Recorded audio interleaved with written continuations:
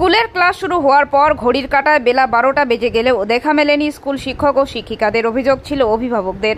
গত কয়েকদিন আগে এমনই ছবি ধরা পড়েছিল আমাদের শিলিগুড়ি গ্লোবাল টাইমসের ক্যামেরায়।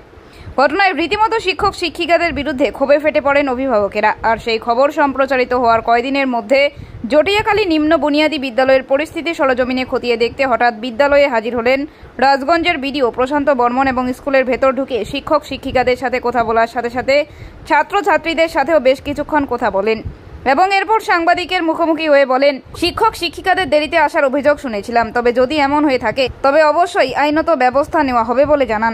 জটিয়াখালী জুনিয়র হাই স্কুলে আসলাম, কারণ আসার একটাই লক্ষ্য যে আমাদের এখন স্কুলগুলোতে ইউনিফর্ম দেওয়া হচ্ছে, সরকারের তরফ থেকে যে ইউনিফর্মগুলো তৈরি করে দেওয়া হচ্ছে এবং মিড ডে মিল ঠিকঠাক আছে কিনা এবং স্কুলে পঠন পাঠন ঠিকঠাক চলছে কিনা সেটা দেখার জন্যই আসা। এবং স্কুলে কোনো রকম সমস্যা আছে নাকি, জলের সমস্যা থাকতে পারে মিড ডে মিল চালানোর জন্য, বা কোথাও শ্রেণীকক্ষের প্রয়োজন আছে, এরকম পরিদর্শন করে সেটাকে একদম ফিল্ড লেভেল থেকে তুলে নেওয়া।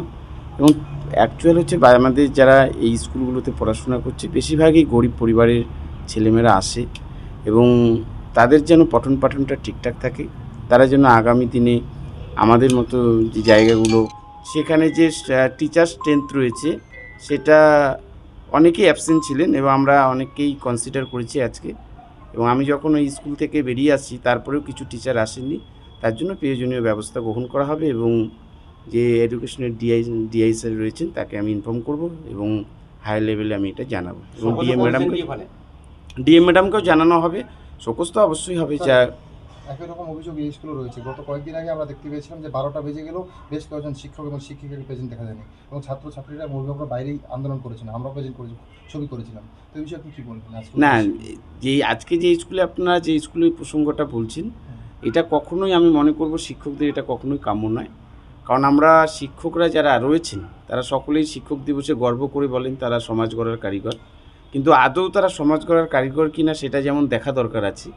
এবং আমাদের মতো অ্যাডমিনিস্ট্রেটর যারা আছে এটা কঠোরভাবে তাদের কাছে পদক্ষেপ গ্রহণ করা উচিত এবং আমি অবশ্যই পদক্ষেপ গ্রহণ করব। এবং এই স্কুল বলে নয়, রাজগঞ্জ ব্লকে যত এসএসকে এমএসকে প্রাথমিক বিদ্যালয় আছে এবং হাই স্কুল আছে, আমি প্রত্যেকটা হাই স্কুলেও যাব এবং কলেজ রয়েছে সেখানেও যাব।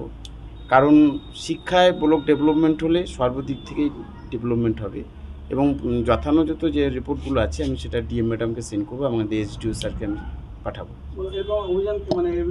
এইরকম অভিযান এর আগেও ছিল, কন্টিনিউয়াস থাকবে এবং আমি যতদিন রাজগঞ্জ ব্লকে থাকবো এটা থাকবে। এবং রাজগঞ্জ ব্লকে নয়, আমার যেখানেই পোস্টিং হবে আমি সবখানেই এই কর্মসংস্কৃতি ফিরিয়ে আনবো এবং ডেভেলপমেন্টের জন্য যা কাজ করতে হয় এটা আমি করে যাবো। Thank you.